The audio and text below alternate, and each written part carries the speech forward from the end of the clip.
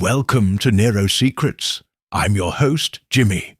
Tell us where you're watching from, and don't forget to subscribe for more mystery stories. Chapter 1.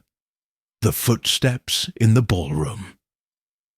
The storm that evening had come without warning, rolling in from the channel with such force that the lilac trees at the edge of the Branscombe estate bowed beneath the weight of the rain. Thunder rumbled low and long above the sprawling grounds, shaking the windows of the great house. And in the grand ballroom, long disused save for the occasional winter waltz, strange footsteps echoed across the polished oak floor. At precisely 7:45 p.m., the housekeeper, Miss Gertrude Vale, discovered the body. "I was bringing fresh linen up for Miss Alicia," she would later explain, wringing her hands in front of Inspector Braddock. "And I heard music playing. Music in the ballroom, sir. It was Mr. Graham's old phonograph, I'm sure of it, playing the Blue Danube as if someone had wound it up. But there's no electricity in that wing any more, sir. Not since Lady Branscombe had the wires removed last autumn. The body was that of Oswald Lane, the Branscombes' long-serving butler. He had been with the family for over 30 years, a fixture as dependable as the grandfather clock in the foyer. He lay sprawled in the middle of the ballroom floor, his arms oddly positioned as though caught mid-dance. There was no sign of a struggle, no weapon, no blood, but his expression, his face, was contorted in an agonized rictus of surprise. Lady Arabella Branscombe, draped in mourning black, dismissed the tragedy with faint theatricality. "A heart attack, Inspector. Poor Oswald was 70, and I dare say the excitement of that dreadful thunder was too much for him. He was always sensitive to storms. I should know. I nursed him through 3 of them. Inspector Braddock, a broad-shouldered man with little time for aristocratic delicacy, made note of the phonograph, the odd position of the body, and the dustless drag marks on the ballroom floor. He also noted the heavy double doors had been bolted from the inside. I'll have the doctor give his opinion," he said gruffly, "but something's not sitting right with me." 2 days later, the telephone rang in a modest flat on the Rue des Capucines in Paris. Hercule Poirot, mustachioed and immaculate, answered with his usual crispness. "Hello? Poirot ici." On the other end was Inspector Braddock, who had encountered the famed detective during a minor case in Lyon several years prior. "Monsieur Poirot," he said after the customary greetings, "I have a death here. The coroner calls it heart failure. The family calls it bad luck. But I call it strange." Poirot listened intently as Braddock described the peculiarities of the ballroom, the position of the body, the inexplicable music, and the eerie stillness that had blanketed the house that night. Poirot's eyebrows twitched upward. "A locked room," he murmured, "and a butler who dies not with the dignity of his station, but sprawled like a marionette whose strings have been cut. Yes, Inspector, this is not merely a tragedy, it is a performance." Braddock grunted. "You always talk like it's theatre, Poirot." "But of course, mon ami," Poirot said, brushing a speck of invisible dust from his cuff. "Murder is always theatre. The question is, who wrote the script?" Within 24 hours, Poirot was aboard the train to Devonshire, accompanied by his ever-observant friend Captain Arthur Hastings, who had recently returned from Argentina and found England's countryside both dreary and irresistible. "It's always butlers, isn't it?" Hastings said as the train clattered past hedgerows and moss-draped stone walls. "Though I must say, I've never heard of one dancing himself to death." Poirot gave a small shake of the head. "Do not let the English fondness for cliché fool you, Hastings. The butler may seem the natural victim, but the truth is hidden in plain sight, often beneath our assumptions. The Branscombe estate, Greyheath House, was a sombre, ivy-laced manor, with gables like watchful eyes. Inside, the atmosphere was taut as piano wire. The staff moved in whispered steps. The family, Lady Arabella, her daughter Alicia, her son, Julian, and Julian's wife Constance, received Poirot with polite reserve. "Of course, if it helps put the matter to rest," said Lady Arabella, waving her thin hand, "though I rather think you'll find it all quite mundane in the end, Monsieur Poirot." "Ah, but le bon Dieu is in the details," Poirot said gently, "and in the human soul. May I see the room?" The ballroom had been locked since the night of Oswald's death. Poirot stepped in slowly, his eyes scanning the high windows, the chandeliers wrapped in cobweb gauze, the scuffed lines on the floor, marks where dancers once twirled. The phonograph stood on a small table at the far end, the needle still resting at the centre of the record. Poirot bent to examine the floor, then peered at the brass bolt on the inside of the door. "There is something artificial here," he murmured, almost to himself. "A tableau, an arrangement." Later that evening, in the drawing-room with Hastings and Inspector Braddock, Poirot sipped tea from a delicate porcelain cup. "There is more to this case than the unfortunate death of a faithful servant," he declared. "There is tension in the house, veiled but present. The son fidgets. The daughter watches too closely. The wife of the son, eh bien, she smiles too much for a house in mourning. And the mother, Lady Arabella, she arranges grief like flowers in a vase." Braddock leaned forward. "You think it's murder?" Poirot's gaze was inscrutable.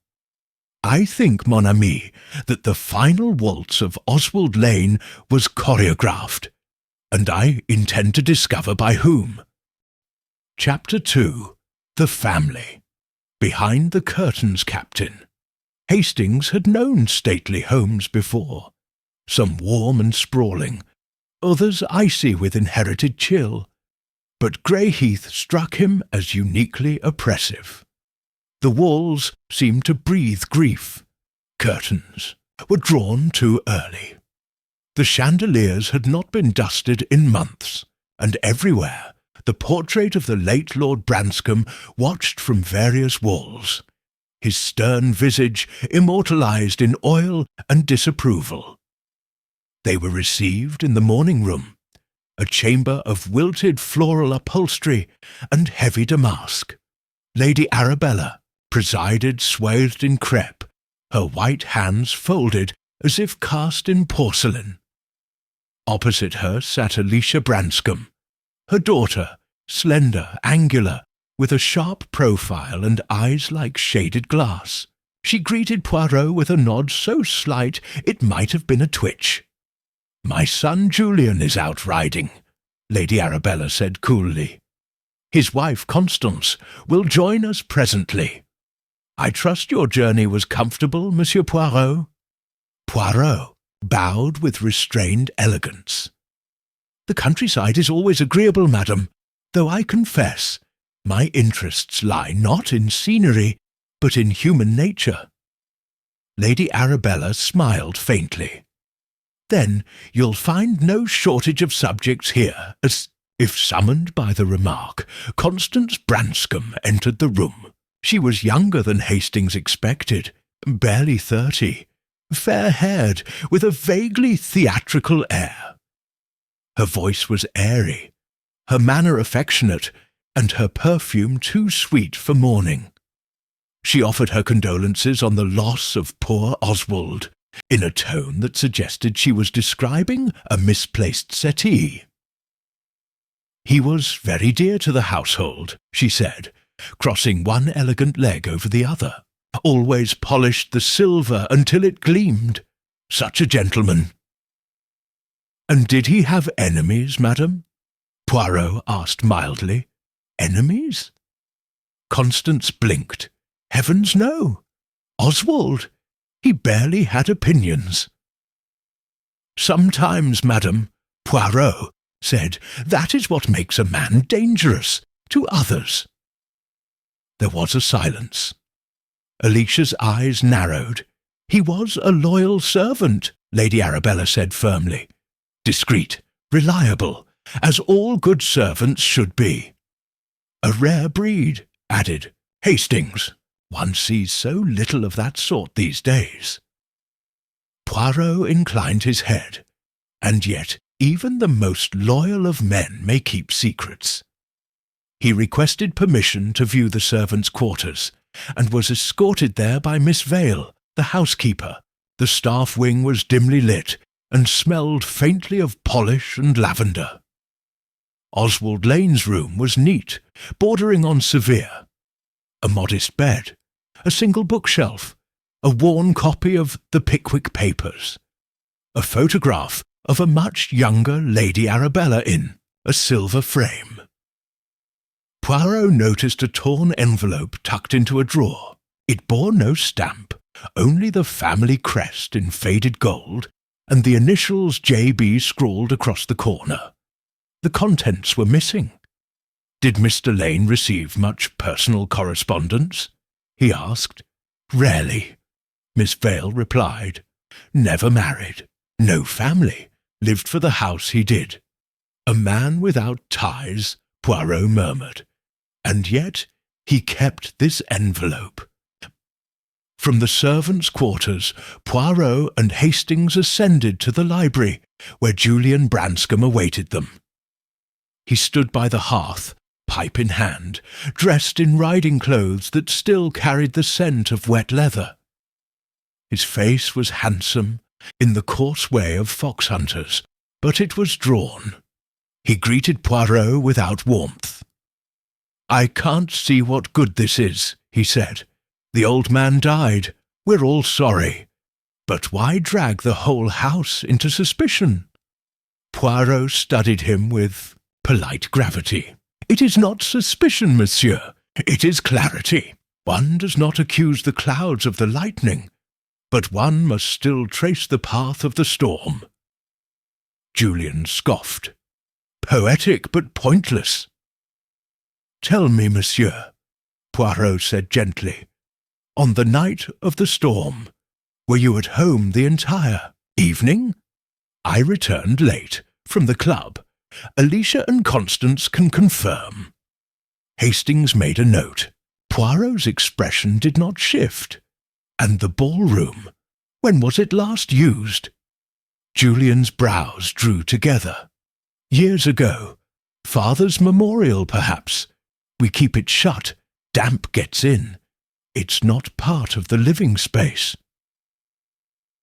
Yet someone went through the trouble of winding a phonograph in that very room. Julian stiffened. Whoever did it must have broken in. Locked doors, bolted from the inside, Hastings reminded him. Julian looked away. When they had returned to their rooms, Poirot stood at the window watching rain mist the gardens. Hastings, he said, there is a pressure in this house, not grief, but performance. Every Branscombe plays a role, and our poor butler, it seems, was no mere supporting cast. You think it's murder? I think, said Poirot, that this house is full of dancers, each moving to their rhythm, and someone chose the butler as the one to fall. Hastings hesitated. And the music? That record? Poirot smiled faintly. Ah, the blue Danube. A strange choice, n'est-ce pas? A waltz is precise, structured, and full of illusion, just like murder. He turned away from the window, eyes gleaming. Let us see if their steps can be traced. Chapter 3. Echoes in the Corridor. The next morning arrived with a dull grey sky that seemed to press against the windows of Greyheath like a weight. Poirot rose early, dressed with his usual precision.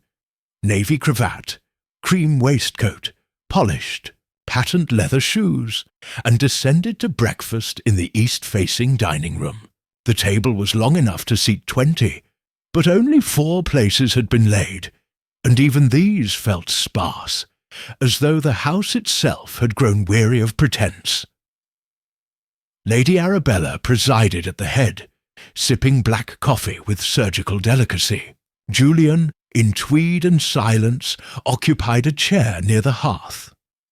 Alicia, who had not spoken since Poirot entered, toyed with a slice of toast. Constance arrived last, a silk robe flaring behind her like a theatrical cape. Poirot noted each of them with a quiet glance.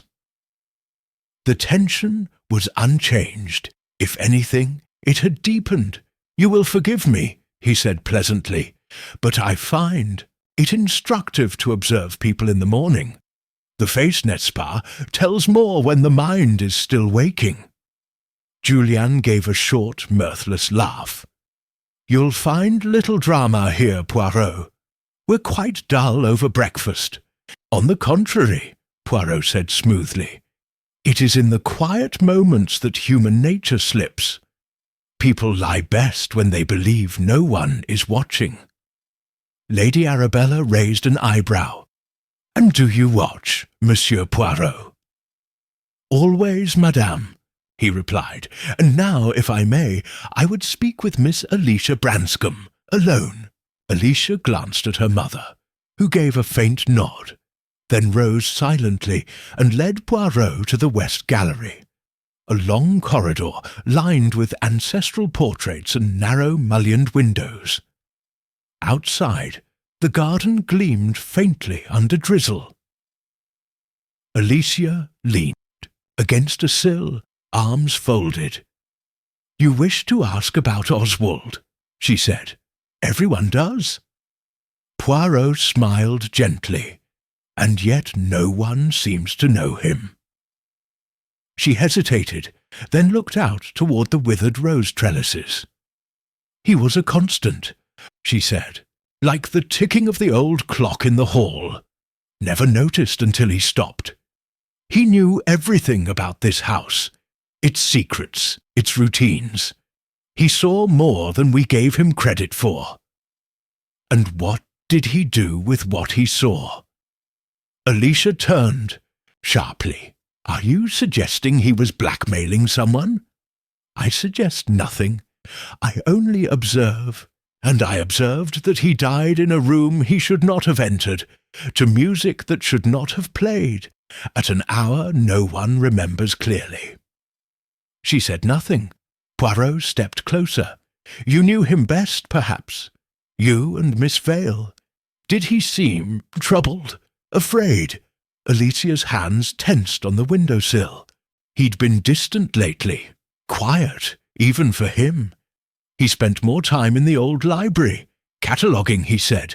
He wouldn't say what, only that the past was about to knock on the door again. I thought it poetic nonsense." Poirot's eyes gleamed. "And when was this?" "2 days before he died. He left the library door locked afterward. Said he'd be putting things in order." "Ah," Poirot murmured. "Order." A few minutes later, Poirot and Hastings reconvened in the study. Once Lord Branscombe's domain, now unused save for storage. Dust sheets draped over mahogany furniture like forgotten ghosts. "Well?" asked Hastings. "What did you make?" of Alicia. She is sharp, quiet, watchful, a woman who has had to learn restraint in a house that values control. You think she's hiding something? May we? They all are. Hastings looked exasperated. Then we're surrounded by liars. No, Hastings, we are surrounded by actors. There is a difference. A lie is a single stroke. A performance is a tapestry. He approached the fireplace where an ornate brass letter rack hung beside the hearth. I will need to inspect the old library, he said, and we shall also call upon the housekeeper again. There is something about the night of Oswald Lane's death, something in the movements of the house that does not align. They found Miss Vale in the laundry room, folding linen with military precision. She was older than she looked at first glance, hair pulled into a tight chignon, and eyes that missed nothing. "You said you heard music, Miss Vale," Poirot began. "The Blue Danube. You were certain." "Certain as my name," she replied. "That old gramophone, it echoed through the corridor. I followed it up the stairs." "And you found the door locked?" "Yes, bolted. I had to fetch Julian. He broke it open with his shoulder. And the time," she hesitated, "must have been around 7:45. I remember because the grandfather clock had just chimed the half-hour." "Interesting," Poirot said softly. "What is?" "The record. It plays for 7 minutes. And yet you heard it clearly when you reached the stairs?" "Yes." "Which means it was already playing, already winding down when you heard it. Which means Oswald must have activated it at least 3 minutes before you began climbing." Miss Vale frowned. "I suppose so." Poirot's voice was calm. "And how long would it take you to reach the ballroom from the linen cupboard?" 2 minutes, perhaps 3. Hastings caught on. Then someone else might have been in the room before Miss Vale heard the music. "Precisely," said Poirot. "They played the waltz for an audience of none, then vanished, locking the door behind them." Miss Vale's brow furrowed. "But how?" Poirot tilted his head. "That, madame, is the question I intend to answer." They left her pale and puzzled. Back in their quarters, Poirot sat at the writing desk and drew a small diagram on hotel stationery, arrows, notes, and timing.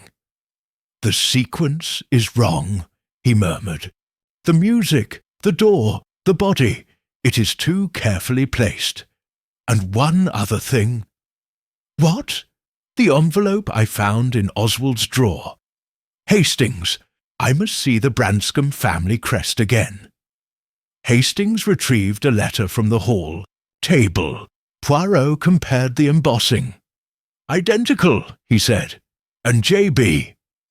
Julian Branscombe. Or someone using his name. Or forging it." Poirot tapped his pencil. "There is a shadow in this house, Hastings. And I believe Oswald Lane stepped into it moments before he died." Chapter 4. Secrets in the Library. The old library at Greyheath House was a room steeped in memory. The heavy velvet drapes admitted only a thin sliver of morning light, illuminating long rows of dark oak shelves, a hearth choked with cold, ashes and leather-bound volumes thick with the scent of damp paper and quiet knowledge. When Poirot and Hastings entered that afternoon, a sense of stillness hung in the air, as though someone had been there moments ago, then vanished without a sound. "It's like walking into a mausoleum," Hastings muttered. Poirot held up a hand, his eyes flitting from the scratched parquet flooring to the narrow reading desk by the window. "Non, mon ami, A mausoleum does not rearrange itself. This is a stage where someone has rehearsed. He moved to the desk and examined a stack of books, mostly ledgers and family inventories. One volume lay open, the spine cracked from recent handling. Poirot turned it toward him. Inventory of Household Effects, 1903, he read aloud, and beneath, a notation, 3rd floor alcove, item relocated to servants' quarters, 1927. Curious. Hastings peered over his shoulder. Do you think Oswald was tracing old possessions? Poirot tapped his chin. Perhaps. Or perhaps he found something that ought not to have remained here.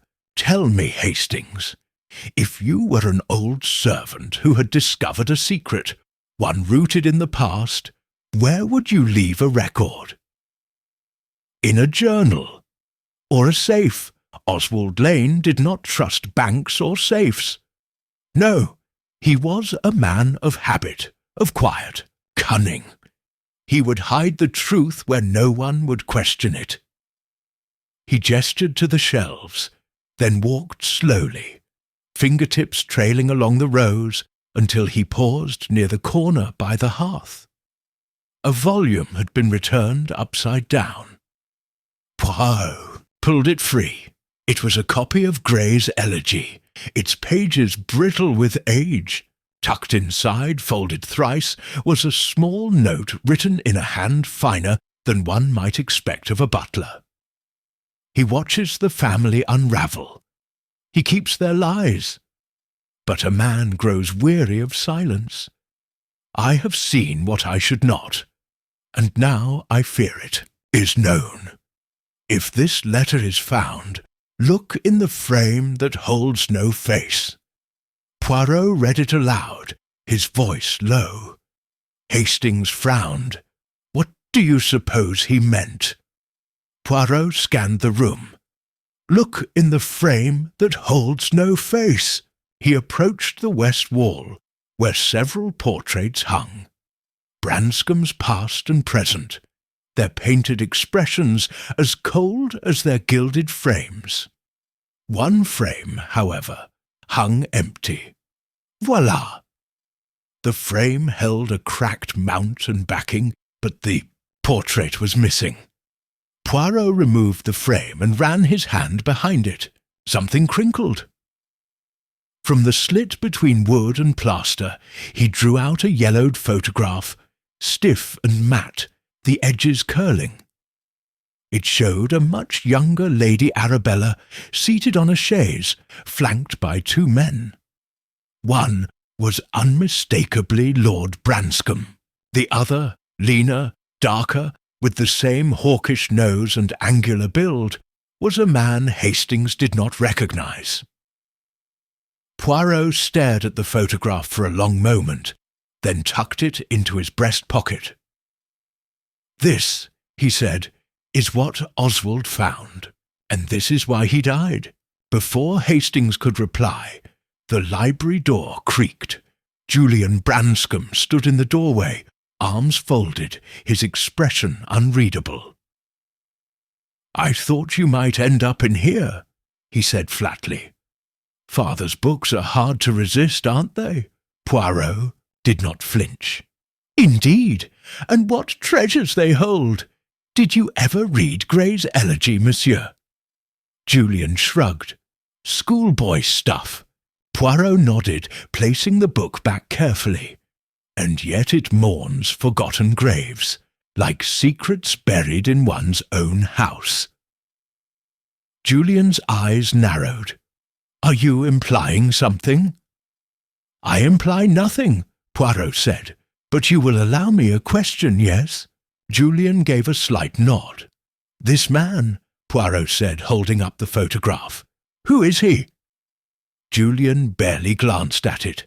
Uncle Lionel, father's younger brother, died in France before the war. Died how? Riding accident. Why? Poirot smiled. Forgive me, I find family trees illuminating. Julian stepped forward, lowering his voice. "Look, Poirot, I don't know what game you're playing, but my mother's in a fragile state. This circus, it's cruel. We've all lost someone." Poirot's tone did not change. "Indeed, monsieur. But what if the man you lost did not fall by fate, but by design?" Julian turned on his heel and left without a word. Hastings exhaled. "You've ruffled him." Poirot adjusted his cufflinks. "That, my dear Hastings, was the purpose." They returned to their rooms to think. And as the evening drew near, the atmosphere in Greyheath grew colder still. The staff moved in pairs, murmuring behind closed doors. The drawing-room remained dark, and somewhere within the quiet stone bones of the house, Poirot felt the pressure build. After dinner, Poirot sought out Miss Vale once more. "I have a task for you," he said. "Discreet, but essential." She nodded, eyes sharp. "Please retrieve. For me, the house's full staff records, servants past and present, particularly those from the 1920s. Miss Vale raised an eyebrow. "Why that decade?"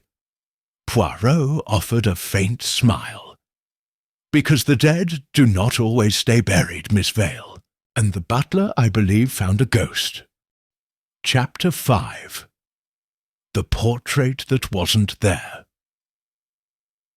The morning broke pale and brittle, with frost limning the iron gates of Greyheath, and mist curling low around the hedgerows. In Poirot's room, the fire crackled gently as he arranged the photograph, retrieved from behind the portrait frame on the writing desk, beside a folded page of staff records, freshly delivered by Miss Vale. Hastings leaned over, sipping his tea. "So, Uncle Lionel, eh? Died in France. But why would Oswald hide a photograph of himself in a hollow frame of all places?" Poirot gestured toward the image, because, Hastings, it is not what it shows, but what it omits that tells the tale. This photograph was once on display. Then, for some reason, it was removed, erased, yet Oswald kept it. Hastings raised a brow.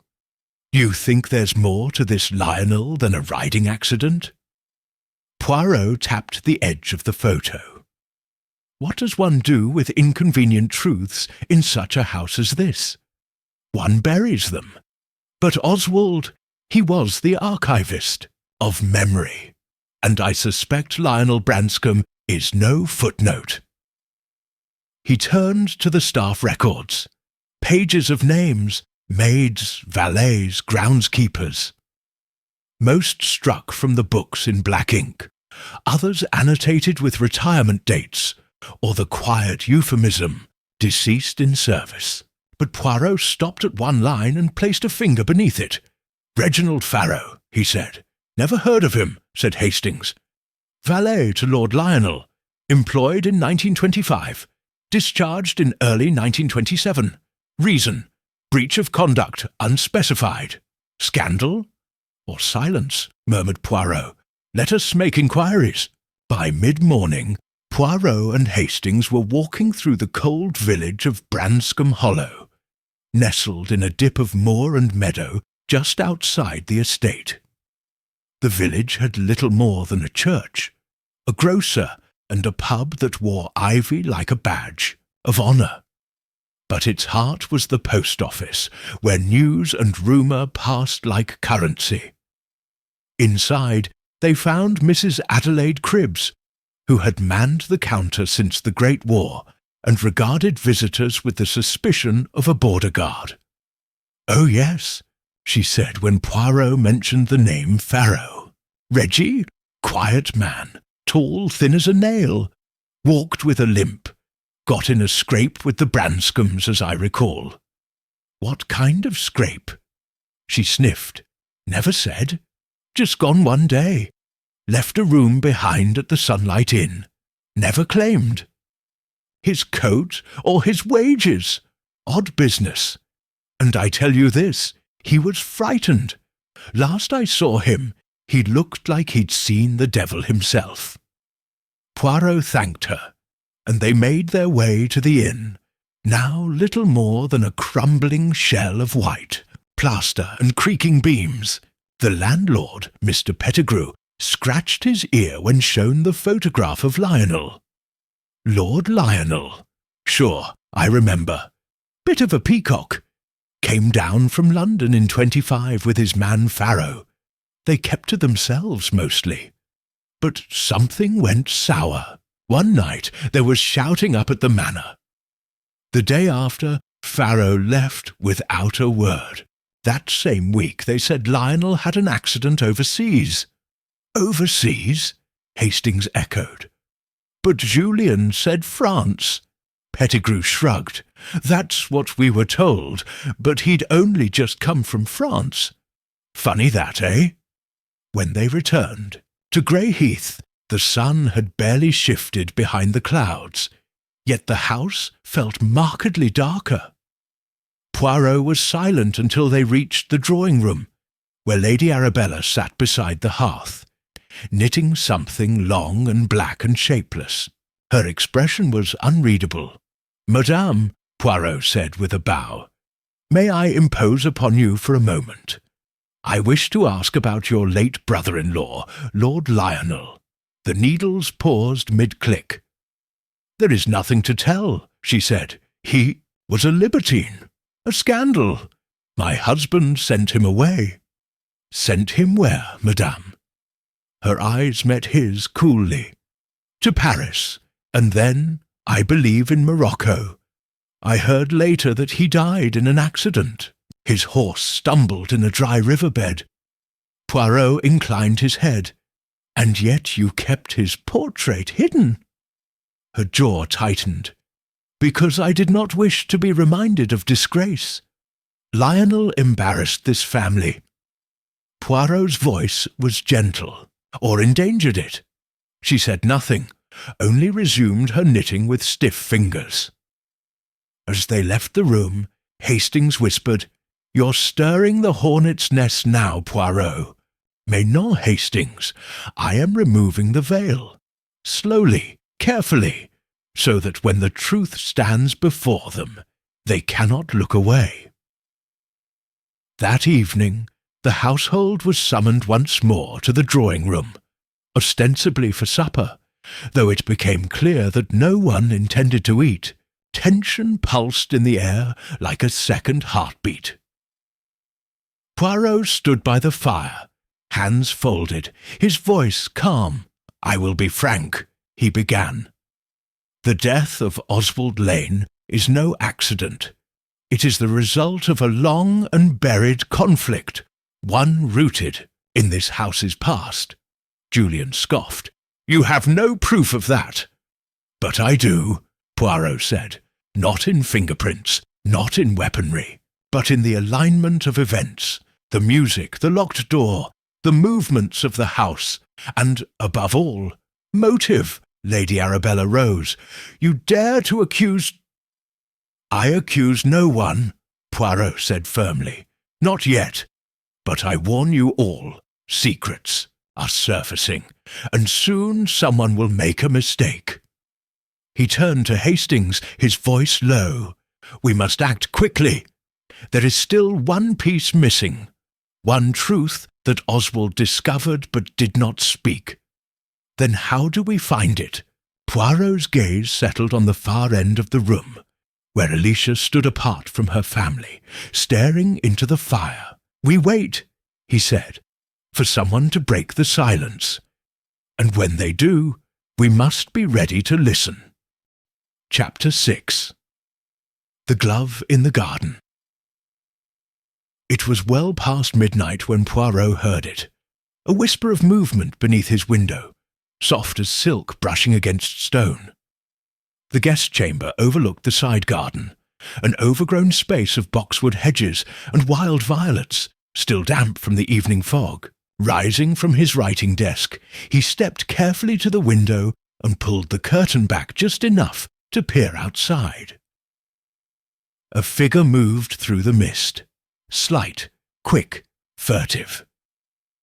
Poirot could not make out a face, but the posture was unmistakably female. The hem of a dressing gown dragged behind her as she disappeared into the shadowy tangle beyond the hedges. Within seconds, he was in the corridor, rapping lightly on Hastings's door. "Hastings," he said, "dress quickly. Someone walks where they should not." By the time they reached the garden steps, the figure had vanished. But Poirot led them with purpose through the narrow gravel path, past the ancient sundial and down towards the remnants of what once had been a formal maze. The air was heavy with earth and the perfume of crushed lavender. "There," Poirot whispered, pointing to a small alcove under a stone arch, partially obscured by ivy. Something pale rested on the mossy bench. It was a glove, delicate, cream-coloured, the sort worn in mourning or formality. Poirot lifted it by the cuff with a handkerchief. The initials embroidered near the wrist were faint but legible. Alicia Branscombe, Hastings murmured. Poirot's eyes narrowed. "Curious," he said. "She walks in the night and leaves behind only this." As they turned to leave, Poirot paused, then bent to examine the soil. A footprint, narrow and pointed, was etched in the soft mud. But beside it, fainter, almost mist, was the edge of a heel with a curious indent. A riding boot, male. She was not alone, Poirot said softly.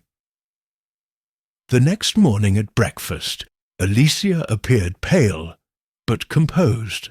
Poirot said nothing about the garden, but watched her hands, unadorned save for a silver ring, and noted that she now wore a different pair of gloves, darker and woolen. After the meal, he intercepted her near the staircase. "Forgive the intrusion, mademoiselle," he said gently, "but did you walk in the gardens last night?" Her expression did not flicker. "No, I don't sleep easily here, but I stayed in my room." "Strange," Poirot said, "because someone did, and they left behind this." He held out the glove. Alicia's face remained unreadable for a breath. Then she smiled faintly. "It's mine, yes, but I must have dropped it earlier in the day. Miss Vale does the linen in the west wing. I passed through the side garden. I often take that route." "Alone?" She hesitated. "Yes." "But this print," Poirot said, producing a sketch from his pocket, copied from the boot mark. "This is not your shoe." She met his gaze squarely. "Then someone must have followed me." Poirot gave a small bow. "Merci, mademoiselle. You are most precise." She turned away without another word. Later that morning, Poirot requested an audience with Constance Branscombe in the blue parlour. She arrived in a swirl of silk and perfume, her smile bright and brittle. "I must confess," she said, reclining with casual grace, "I find all this very exciting. It's like something from a detective novel, don't you think?" "Madam," Poirot said, "you have been very patient, and I thank you. But I would like to ask, on the night of Oswald Lane's death, where were you between 7 and 8 o'clock? Her smile did not falter. "With Julian. We were playing chess." "Chess? He was teaching me. I'm hopeless at it." "And did anyone else witness this lesson?" She tilted her head. "No, but you're welcome to ask him." "I have. He remembers the game." but he does not recall who won." She laughed. "Because he didn't let me finish. I knocked over a rook and gave up." Poirot stood. "Madame, did you know Lord Lionel Branscombe?" Constance blinked. "Julian's uncle? Only by name. He died long before I married into the family. Yet you keep a photograph of him in your jewellery box." Constance froze. Poirot smiled gently.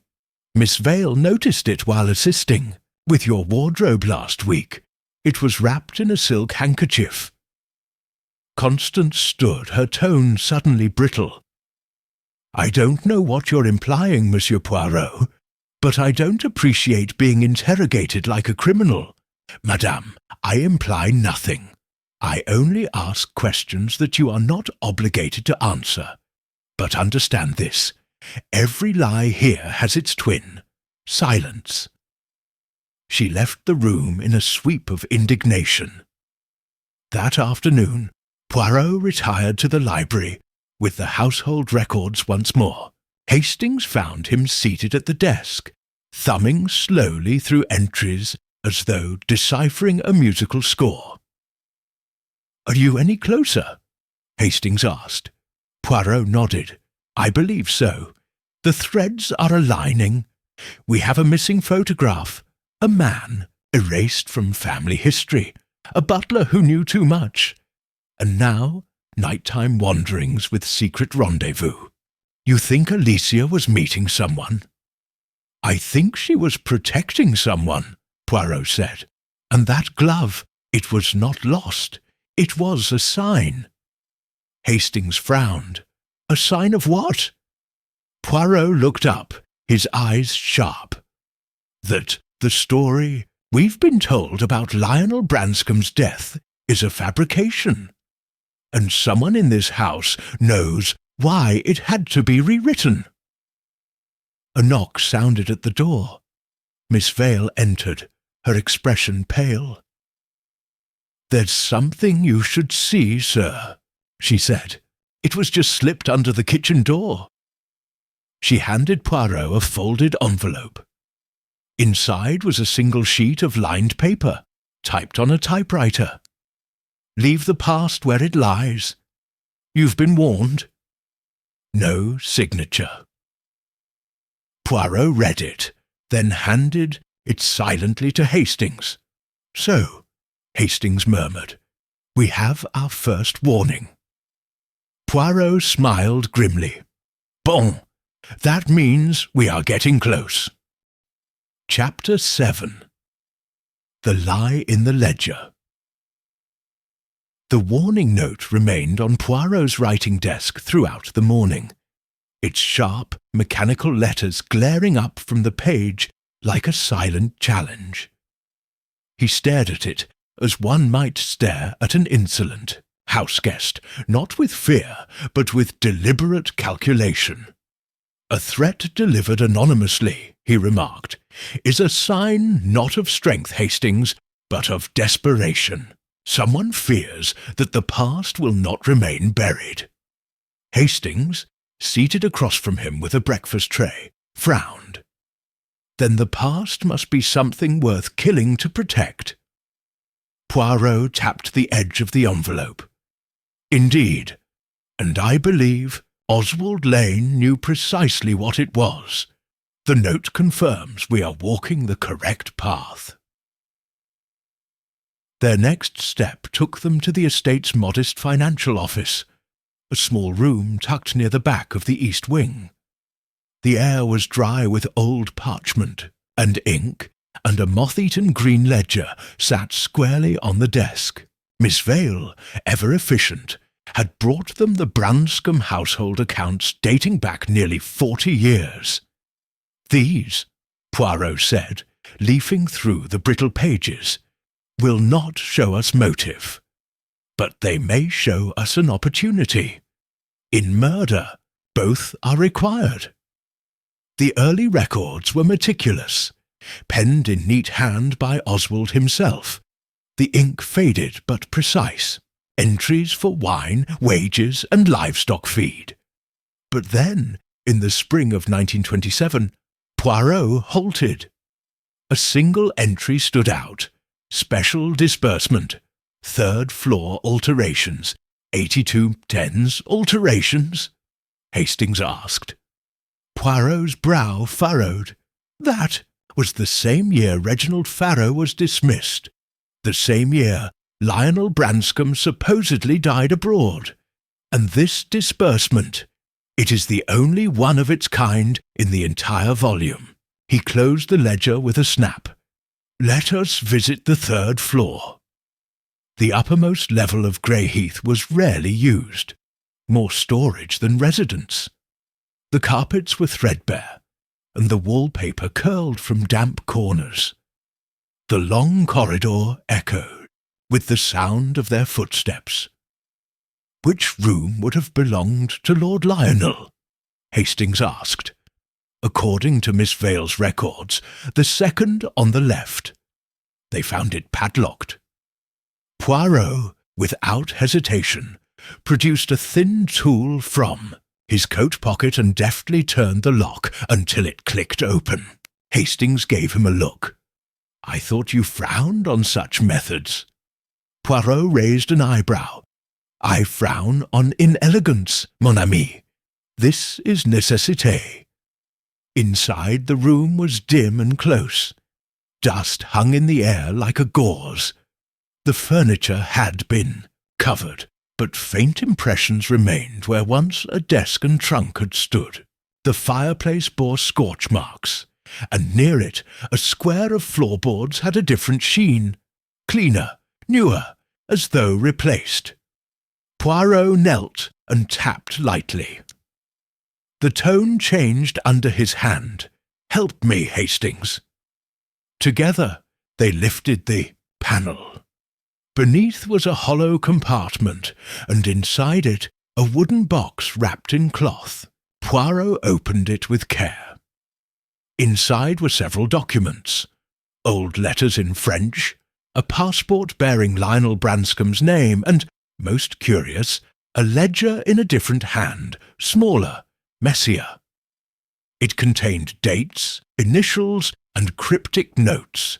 JTJOB, transfer 2500, 7 Jan LB, Confin's letter sent RF knows. Leverage? Poirot's eyes narrowed. These are records of payments. Blackmail, perhaps, or bribes. Hastings scanned the page. JB must be Julian, LB Lionel, and RF Reginald Farrow. Poirot nodded slowly. Farrow knew something. Enough to be a threat. Lionel, perhaps, was paying him to keep quiet. Or someone else was. But about what? That, Poirot murmured, is still shrouded. But look! He pointed to a line near the bottom. OB approached, refused. Hastings looked up. Alicia? Poirot stood. She was asked to take part in the deception, and she refused, which means she knew. She may still. They left the room quietly and returned to the drawing-room, where Lady Arabella sat alone once more, knitting untouched in her lap. She did not rise as they entered. I hear you've been digging through the attic, she said without looking up. Not attic, madame, Poirot said. History. The two are often confused. Her eyes flicked upward. You are trespassing, Monsieur Poirot. This is not a court of law. No, madame, but justice does not always require a courtroom. Only conscience. She stood slowly. There is no justice in tearing open old wounds. Lionel died. That is the end of it. I do not believe he died, Poirot said softly. Not then. Not as you claim. Lady Arabella's lips tightened. He left this house. That's all you need to know. But someone followed him, Poirot continued. Someone who feared what he might expose. And now, years later, Oswald Lane remembered too much. Perhaps he even confronted someone. That is why he died. Not by chance, but by choreography. She stared at him, cold and still. Your grief, Poirot added, is not for the butler, nor for Lionel. It is for the illusion of control you have fought so long to maintain. She turned sharply and left without another word. Poirot sat in the high-backed chair, fingers steepled. "Hastings," he said quietly, "the truth is close now, but we must prepare for a second act." "What do you mean?" "I mean," Poirot said, "that the murderer may kill again, not to silence, but to end the story on their terms." A knock at the door interrupted them. It was Alicia, pale but composed. "There's something I need to tell you," she said, "about the night Oswald died, and about what I saw before the music began." Poirot gestured to the chair beside him. "Then, mademoiselle," he said, "now is the time to speak." Chapter 8. Alicia speaks at last. Alicia Branscombe sat without ceremony, folding her hands neatly in her lap. In the firelight, her profile looked more severe than delicate, her mother's high cheekbones without the affectation of pearls and veils. Hastings watched her with quiet curiosity, but Poirot, ever still, only nodded for her to begin. "I lied to you," she said, "about the glove, about being in the garden." Poirot did not flinch. "Je m'en doutais. You wished to protect someone." "Yes," she whispered, "but not for the reasons you think, not for guilt." She hesitated, and Poirot's voice softened. "Mademoiselle, when one delays the truth, the lie gains strength. Speak plainly." She inhaled as if from the centre of her chest. "That night, just after 7, I went to the West Corridor to bring Miss Vale a letter Mother had dictated for the florist. But as I passed the main stairs, I saw someone slipping into the ballroom. At first I thought it was Oswald, but it wasn't. It was Julian." Poirot's eyes gleamed. "Your brother?" She nodded. "He was carrying something under his arm. A bundle, maybe papers or cloth, I don't know. But his movements were strange, hesitant, like he wasn't sure what he was about to do." "What time was this?" "Around 7:15. I didn't stop him. I kept walking. But I circled back from the side corridor 10 minutes later. That's when I saw him coming out of the ballroom. He didn't see me. He looked shaken. He was wiping his hands on a handkerchief." Poirot said nothing for a long moment. Then, "And what did you do next?" "I waited. I thought perhaps it was nothing. Then I heard the music start. The Blue Danube. Faint at first. I crept to the service stairs and looked through the side gallery window. The doors to the ballroom were shut. No light showed through the gaps. And Oswald?" She swallowed. "I never saw him enter. I don't know when he went in, or if he was already there. But I know this. Julian locked that door behind him. I heard the bolt slide." Hastings sat forward. "You're sure?" "Yes." He double-bolted it, then walked away like nothing had happened. Poirot tapped the arm of his chair slowly. "And why, Alicia, did you wait until now to tell me this?" Met his gaze. "Because I don't think Julian killed him, but I do think he knows something he won't say, and if I told you sooner, you would go straight to him, and he would lie." "Perhaps," Poirot agreed, "but lies, too, are useful." She stood. "I know what you think of us. that we're a family of actors, masks on masks. Poirot rose, with her. Not actors, mademoiselle, survivors. It is the burden of old houses. Everyone performs grief while hiding what they've done to preserve the roof overhead. Alicia left quietly, and Poirot returned to his thoughts. Hastings finally spoke. Well, that's something, isn't it? Julian locking the door. He must have seen Oswald, possibly even argued with him. Poirot walked to the window and looked out toward the greying afternoon. No, Hastings. Julian locked the door to keep Oswald in, but to keep someone out. Then he wasn't the killer. Poirot turned. If he were, he would not have needed to make such an effort to control the scene. No, Julian is involved, but his is not the hand that struck. It is the hand that rearranged the set after the final curtain. As if on cue, there came another knock at the door. This time it was Miss Vale. "Mr. Poirot, there's someone downstairs asking to speak with you. Says he's just arrived from Totnes." Poirot frowned. "A visitor?" "Yes, he says his name is Reginald Farrow." The name struck like a bell in the silence.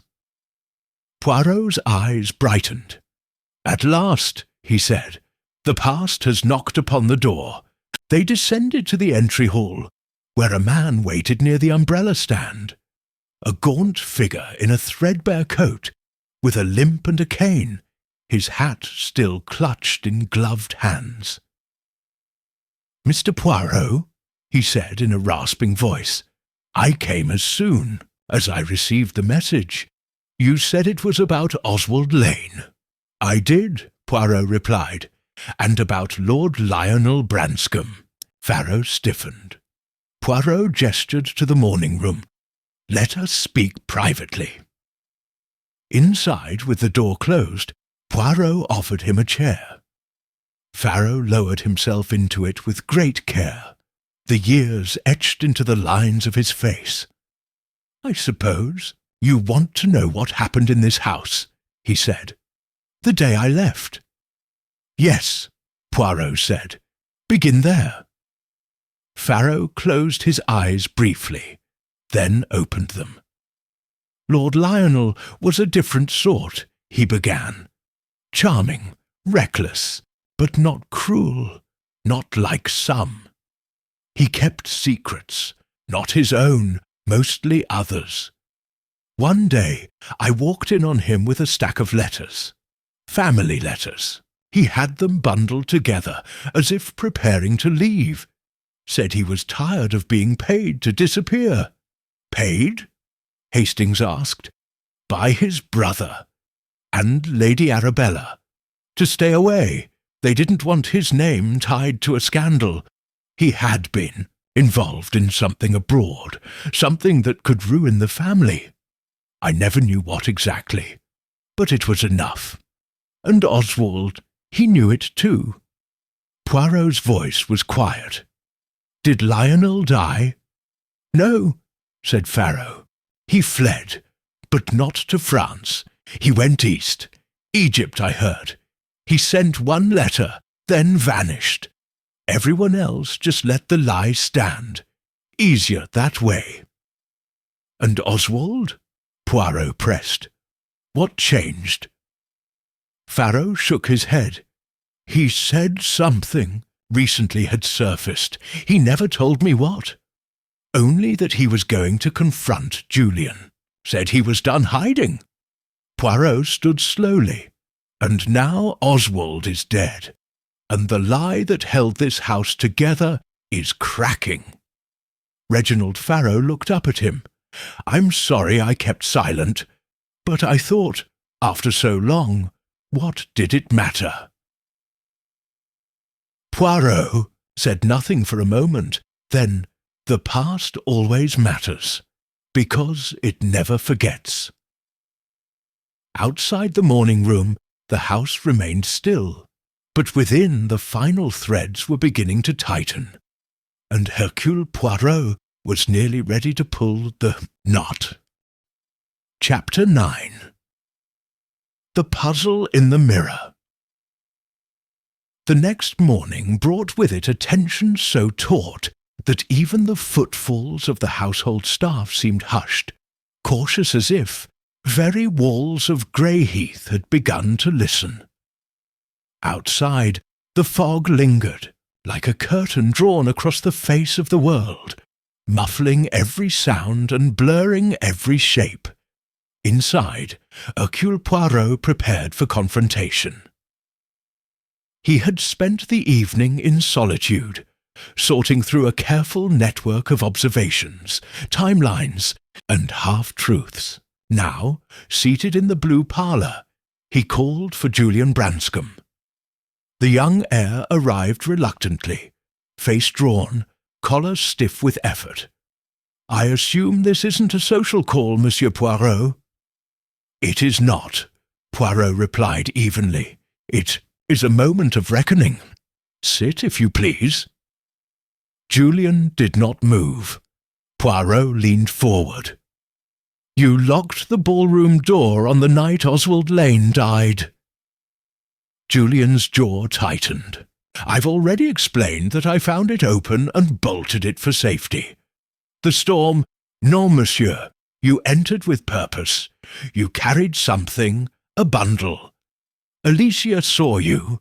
You wiped your hands upon leaving. Shall we continue to pretend?" You turned away, pacing toward the hearth.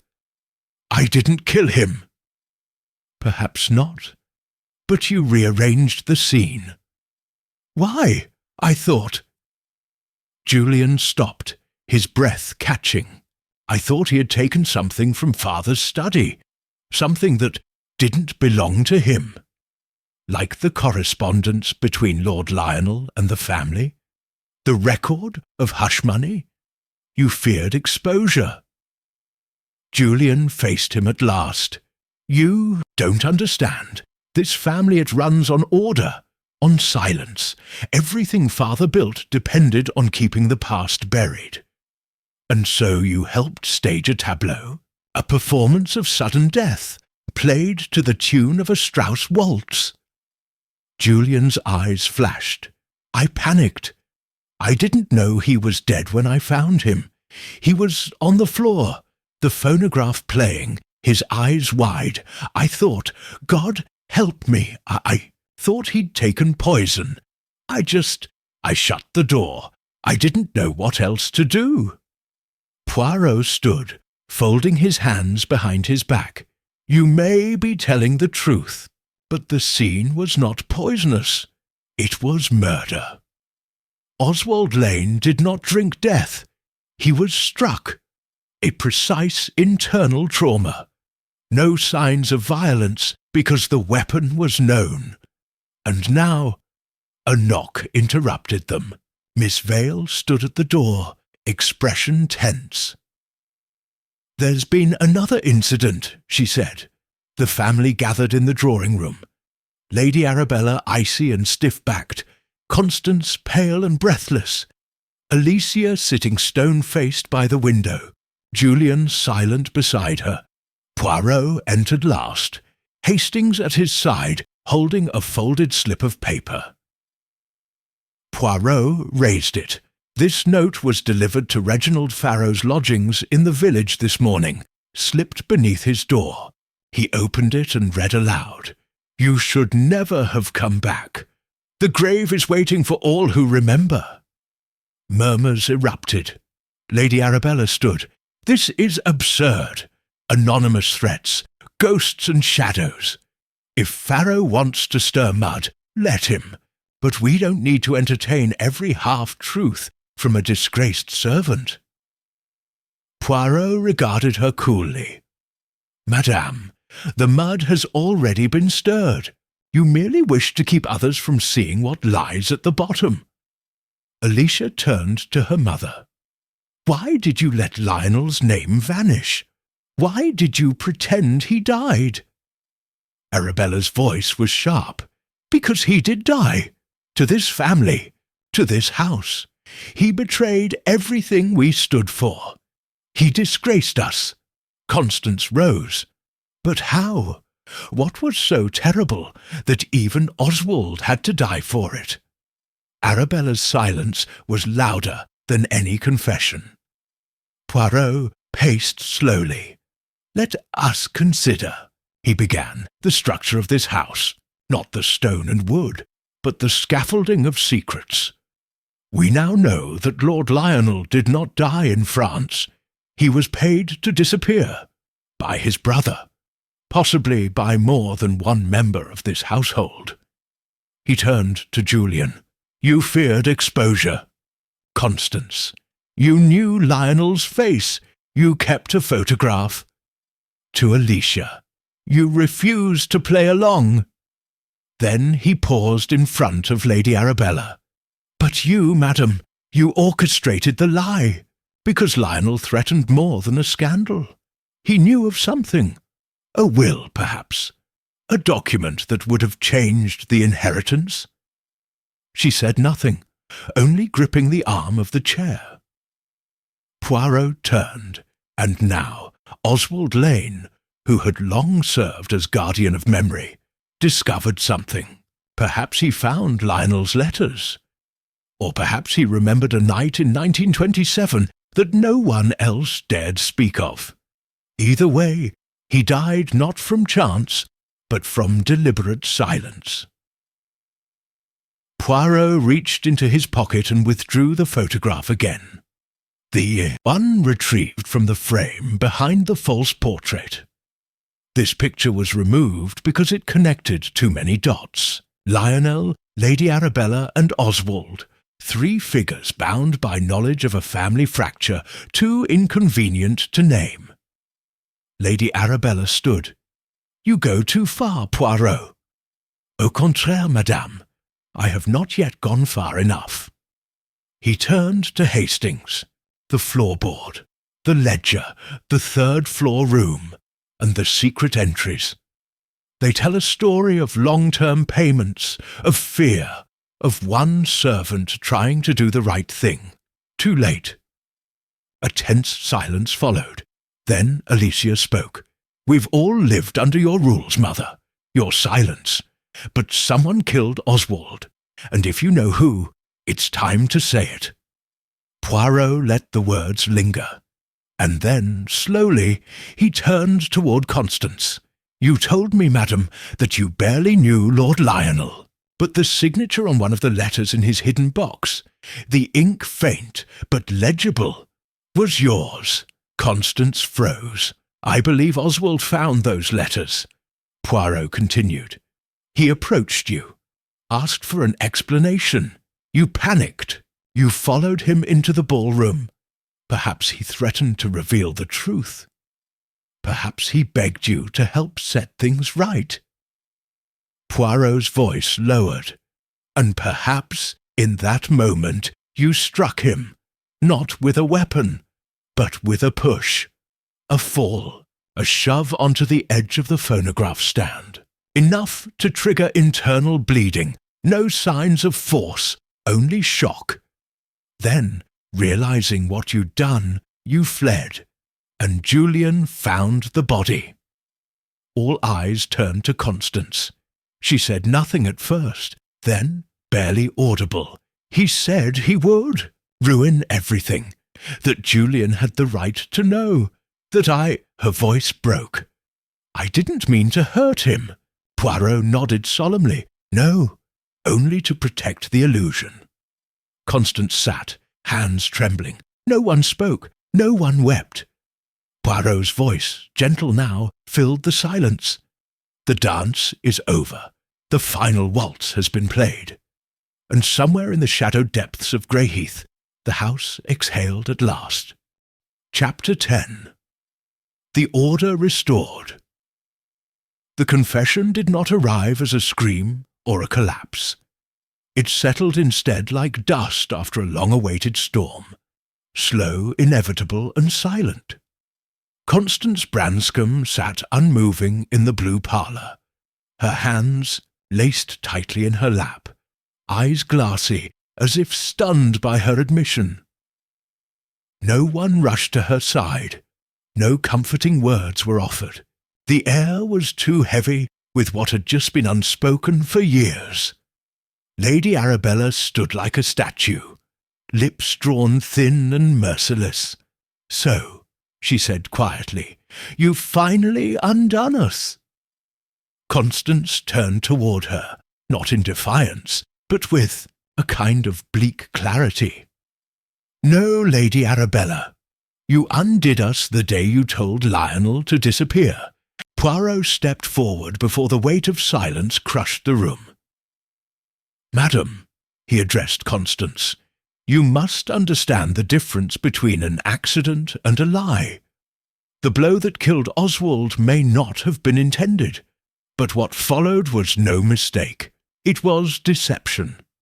Staging a locked room, allowing others, Julian, Alicia, to live with the guilt of wondering what role they played. That is what cannot be ignored." She nodded faintly. "I know," Hastings cleared his throat. "But why not simply tell the truth afterward? Why all the silence?" Constance looked down. "Because he was going to tell Julian.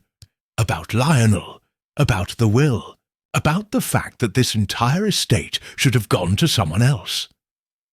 That Lady Arabella and her husband had cut Lionel out in secret. I panicked. I thought Julian wouldn't forgive me, that the whole family would fall apart. And then, after, he was dead. How could I explain any of it without looking guilty?" "Then guilt became your refuge," Poirot said softly. Alicia rose from her chair slowly. "And all this time we were punishing ourselves. Mother, Lady Arabella did not turn. Your father built this estate from the ruins of Lionel's scandals. I protected it." "No," Alicia said firmly.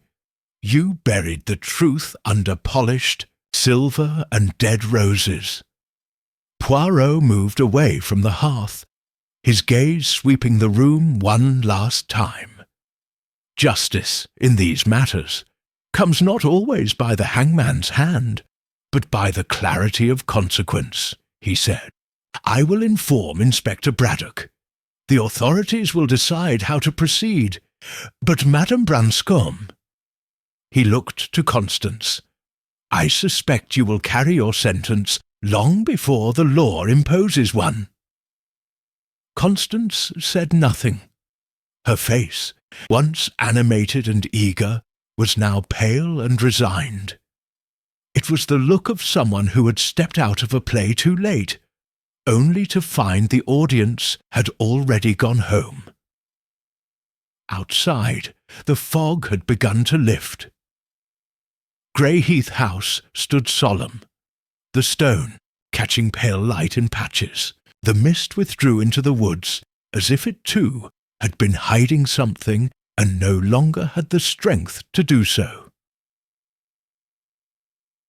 Poirot and Hastings packed that afternoon. There was no need to remain. The pieces had all been moved. The game was finished. Poirot adjusted his cravat in the mirror. Hastings lingered at the window, looking out at the garden where Oswald Lane had once tended the ivy. "Do you think she'll go to prison?" Hastings asked. Poirot paused. "Perhaps. But even if not, she will never return to the life she lived before. That, mon ami, is a sentence far more enduring." They made their way downstairs, where Alicia met them at the door. "I suppose I should thank you," she said, voice steadier than before. "No," Poirot replied. "You should thank yourself for finally refusing to dance to a tune composed by silence." Alicia looked to the far wing of the house, where the ballroom remained locked. "We'll never use that room again." Poirot looked at her with a faint smile. "Then seal it. Let it remain as it is, an echo of a lie. But remember, mademoiselle, it was not the room that killed Oswald Lane. It was the choice to preserve an illusion instead of truth. With a final bow, Poirot stepped into the cold sunlight. Hastings followed, their footsteps crunching lightly over gravel, fading into the pale morning. As they reached the gate, Hastings turned back to glance at Greyheath, one last time. "Do you think," he asked, "the house will ever be at peace?" Poirot looked ahead toward the winding road. "In time," he said, "but like all grand houses, it must first learn to live with its ghosts." And with that, they walked on, two shadows retreating from a house that had finally stopped dancing. Chapter 11. The Return of the Lost Letter. The train back to London was hushed, the steady rhythm of wheels on rails offering a strange kind of meditation. Poirot sat upright in the carriage, his gloved hands resting atop his walking stick, his gaze fixed on the blurred green of the passing countryside. Hastings sat opposite, newspaper folded on his knee, watching Poirot with a mixture of admiration and lingering confusion. "There's something still bothering me," Hastings said at last. Poirot gave a faint smile. "Ah, mon ami, you are learning. The case is solved, the culprit has confessed, and yet there is unease. Bon, that is the mark of an honest observer." Hastings leaned forward. "It's the details, Poirot, the things that don't quite add up. Constance's confession. It explained motive, yes, and sequence, mostly. But I keep thinking about the envelope Oswald kept, the one marked with Julian's initials." "Oui," said Poirot, eyes glittering. "And that second pair of footprints in the garden, those male boot prints near the alcove. Go on." "Well," Hastings said, brow furrowed, "if Constance killed Oswald in the ballroom, then what was Julian doing sneaking around the garden with Alicia's glove later that night? You said yourself it wasn't he who struck the fatal blow. But he was involved more than just rearranging the scene." Poirot nodded. "You are correct." So, what was he hiding? Poirot sat back. "Let us say, Hastings, that the truth we uncovered was not the only truth. Constance committed the act, but Julian, he orchestrated the silence. He feared what Oswald knew, not just about Lionel or Constance, but about himself." Hastings blinked. About what? At that moment, Poirot retrieved a folded document from his coat pocket and handed it across. The parchment was creased, the ink faded at the edges, but the contents were clear. A will. Signed, Lord Lionel Branscombe. Dated, February 1927, Hastings. Read it silently. "This," he stammered, "this makes Lionel the rightful heir." Poirot nodded. It was found in the false bottom of Oswald's writing desk. Sent to his solicitor, returned unopened, and never destroyed.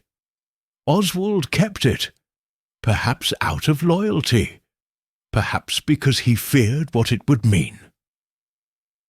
And Julian?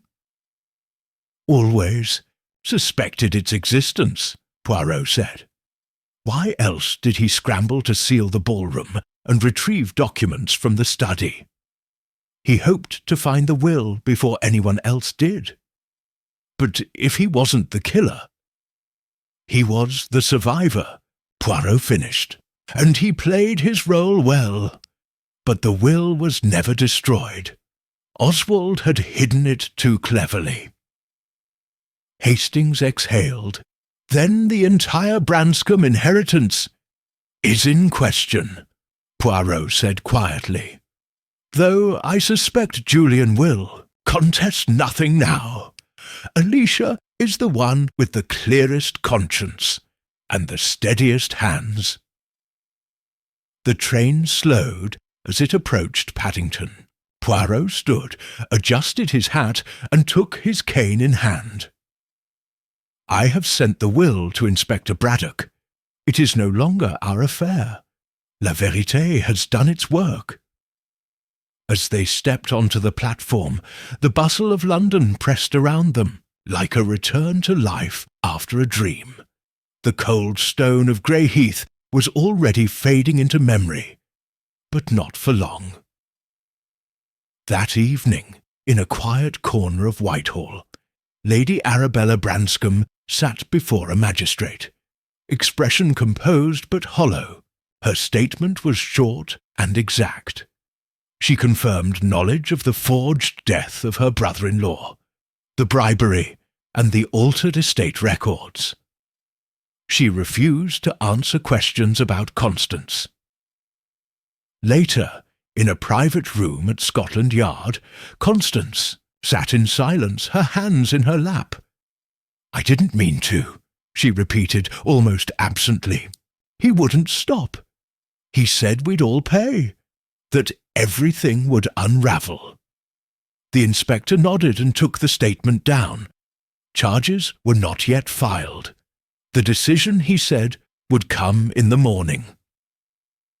Meanwhile, at Greyheath, Alicia Branscombe stood in the hallway near the ballroom, a ring of keys in her hand. She opened the tall double doors and stepped inside. The room was still, air stale with dust and silence. The phonograph remained as it had been found, its horn darkened by time, the needle frozen mid-gesture. She crossed to the window, drew back the curtain, and let light spill across the parquet floor. Outside, in the garden where ivy had grown unchecked, 2 gardeners were at work, lifting stones, trimming hedges, setting new seed. Alicia turned back, closed the doors behind her, and locked them, this time for good. In his flat on the banks of the Thames, Poirot unpacked his valise with methodical ease. As he polished his shoes, he spoke aloud. It was not just a murder, Hastings. It was a dance macabre, elegant, deceptive, and tragic. But now the dance is done. Hastings, seated nearby with a glass of brandy, raised it slightly. To Oswald Lane, the butler who knew too much. Poirot nodded gravely. To the man who remembered everything others worked so hard to forget. They sat in silence a moment, longer, the sounds of London swelling beyond the windows, bells, footsteps, the murmur of a city that, unlike Greyheath, never stopped moving. But in Poirot's mind, the final note of the Blue Danube echoed once more, faint, fading, and forever marked in memory. Chapter 12. The final waltz a week had passed since Poirot had returned from Greyheath. Yet the echoes of that case still lingered like perfume in the folds of an old coat. London's winter carried on, brisk and grey, but in Poirot's flat all was neat, warm, and quiet. Hastings sat across from him, a fresh cup of tea steaming between them. The fire crackled in the grate, and beside it, Poirot's trimmed orchid bloomed with faultless symmetry. "I've been thinking," Hastings said, "about Constance, about how easily things might have turned out differently, if Oswald had just kept quiet." Poirot raised a hand gently. "But, mon ami, that is precisely the question. He did not keep quiet, because, you see, Oswald Lane was the most moral man in that house." Hastings blinked. Moral? He withheld the will, hid family secrets. Oui, but ask yourself why. For over 30 years, he kept what he knew because he believed it protected the family. But when he saw that silence served only corruption, that Constance, Julian, even Lady Arabella were building lives on deception, he could no longer bear it. He paused, adjusting the alignment of a paperweight on the table. And so, Poirot continued, he chose to act. He prepared the documents. He confronted Constance, and for that he paid with his life. But Constance didn't mean to kill him. No, Poirot said softly. She meant to frighten him. But truth, Hastings, is dangerous in the hands of the desperate. Hastings leaned back. And what of Julian? Julian Branscombe, Poirot said, was a man raised inside a hall of mirrors. He knew the reflection shown to him was carefully shaped, but he never questioned it, not until the mirror cracked. He panicked. He tried to control the damage, rearranged the scene, hid the key, lied to protect his name. But in the end, he chose not to contest the will. "That's something," Hastings murmured. Poirot nodded. "It is. Redemption does not always arrive at the point of a confession, Hastings. Sometimes it is in the choices made afterward." He turned toward the window, where fog drifted over the river in a lazy dance. "You see," he said, "every soul at Greyheath played a part in the waltz. Arabella with her pride, Julian with his fear, Constance with her guilt, Alicia with her conscience. Even Oswald, he was the one who stopped the music, and I." He smiled faintly. "I was the only man who listened closely enough to hear the false note." Hastings looked at him warmly. "You always hear it, Poirot." "Oui," Poirot agreed. "Because people lie with their mouths, Hastings. But the heart, it always stumbles." There was a moment's pause before Hastings chuckled. "And what about Lionel? Do you think he truly died in Morocco?" Poirot shrugged gently. "Perhaps. Or perhaps he began again under a new name. Some men are given the chance to vanish, and some take it. In any case, the living had more pressing ghosts to face." He reached for his pocket watch and clicked it open. "Come," he said. "We are due at Scotland Yard. Inspector Braddock wishes to review the final statement. It will be the last chapter." Hastings rose and reached for his coat. As they stepped into the brisk afternoon air, Poirot's cane tapped softly against the cobblestone. And behind them, far away in the countryside, Greyheath stood still, a house no longer haunted by a waltz that refused to end, because the music at last had stopped. And Hercule Poirot, master of order and method, had restored silence to the dance.